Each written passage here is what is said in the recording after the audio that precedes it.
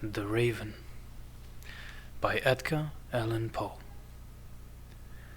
Once upon a midnight dreary, while I pondered, weak and weary, over many a quaint and curious volume of forgotten lore, while I nodded, nearly napping, suddenly there came a tapping, as of someone gently rapping at my chamber door.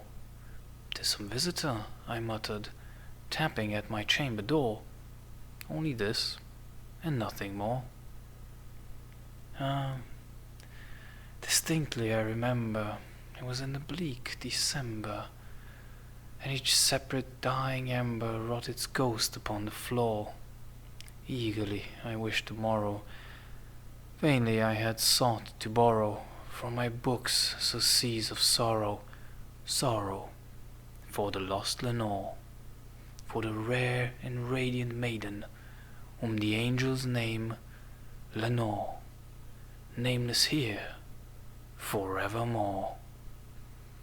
And the silken, sad, uncertain rustling of each purple curtain thrilled me, filled me with fantastic terrors never felt before, so that now, still the beating of my heart, I stood repeating, "'Tis some visitor entreating entrance at my chamber door. Some late visitor entreating entrance at my chamber door. This it is, and nothing more." Presently, my soul grew stronger, hesitating then no longer. "Sir," said I, "or madam, truly your forgiveness I implore, but the fact is I was napping, and so gently you came rapping, and so faintly you came tapping at my chamber door, that I scarce was sure I heard you. Here I opened wide the door. Darkness there, and nothing more. Deep into the darkness peering, long I stood there, wondering, fearing, doubting, dreaming dreams no mortal ever dared to dream before. But the silence was unbroken, and the stillness gave no token, and the only word there spoken was the whispered word, "Lenore." This I whispered, and an echo murmured back the word, "Lenore." Merely this, and nothing more. Back into the chamber turning, all my soul within me burning, soon again I heard a tapping, somewhat louder than before. "Surely," said I, "surely that is something at my window lattice. Let me see then what thereat is, and this mystery explore. Let my heart be still a moment, and this mystery explore. 'Tis the wind, nothing more."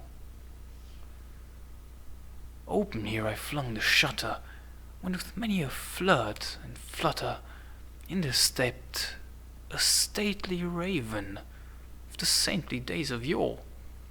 Not the least obeisance made he, not a minute stopped or stayed he, but with mien of lord or lady perched above my chamber door, perched upon a bust of Pallas, just above my chamber door, perched and sat. Nothing more. Then, this ebony bird beguiling my sad fancy into smiling, by the grave and stern decorum of the countenance it were. "Though thy crest be shorn and shaven, thou," I said, "art sure no craven. Ghastly grim, an ancient raven, wandering from the nightly shore, tell me what thy lordly name is on the night's Plutonian shore." Quoth the raven, "Nevermore." Much I marvelled, as ungainly fowl to hear discourse so plainly, though its answer little meaning, little relevancy bore. For we cannot help agreeing that no living human being ever yet was blessed, seeing bird above his chamber door, bird or beast upon the sculptured bust above his chamber door, with such name as Nevermore. But the raven, sitting lonely on the placid bust, spoke only that one word, as if his soul in that one word he did outpour. Nothing farther than he uttered, not a feather than he fluttered, till I scarcely more than muttered. Other friends have flown before. On the morrow he will leave me, as my hopes have flown before. Then the bird said, nevermore. Startled, the stillness broken by reply so aptly spoken. Doubtless, said I, what it utters is its only stock in store, caught from some unhappy master whom unmerciful disaster followed fast and followed faster, till his songs one burden bore, till the dirges of his hope that melancholy burden bore, of never, nevermore. But the raven, still beguiling all my fancy into smiling, straight I wheeled a cushioned seat in front of bird and bust and door. Then, upon the velvet sinking, I betook myself to linking fancy unto fancy, thinking that this ominous bird of yore, this grim, ungainly, ghastly, gaunt and ominous bird of yore, meant in croaking, nevermore. This I sat engaged in guessing, but no syllable expressing to the fowl whose fiery eyes now burned into my bosom's core. This and more I sat divining, with my head at ease reclining on the cushion's velvet lining that the lamplight gloated o'er, but whose velvet violet lining with the lamplight gloated o'er she shall press, nevermore.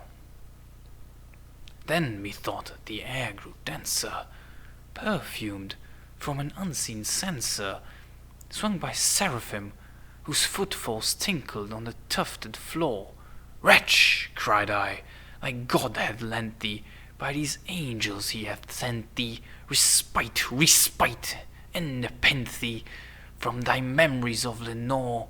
Quaff, oh quaff this kind nepenthe, and forget this lost Lenore. Quoth the raven, nevermore.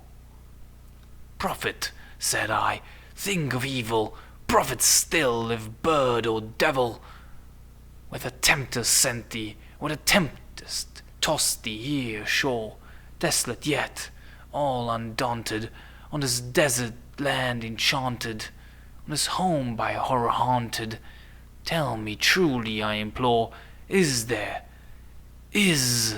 balm in Gilead?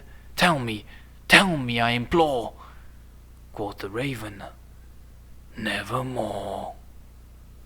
Prophet, said I, thing of evil, prophet still, if bird or devil, by that heaven that bends above us, by that God we both adore, tell this soul with sorrow laden, within the distant Aidenn, shall clasp a sainted maiden, whom the angels name Lenore. Clasp a rare and radiant maiden, whom the angels name Lenore. Quoth the raven, nevermore. Be that our word or sign of parting, bird or fiend, I shrieked upstarting, get thee back into the tempest and the night's Plutonian shore. Leave no black plume as a token of that lie thy soul hath spoken. Leave my loneliness unbroken. Quit the bust above my door. Take thy beak from out my heart. Take thy form from off my door. Quoth the raven, nevermore. And the raven, never flitting, still is sitting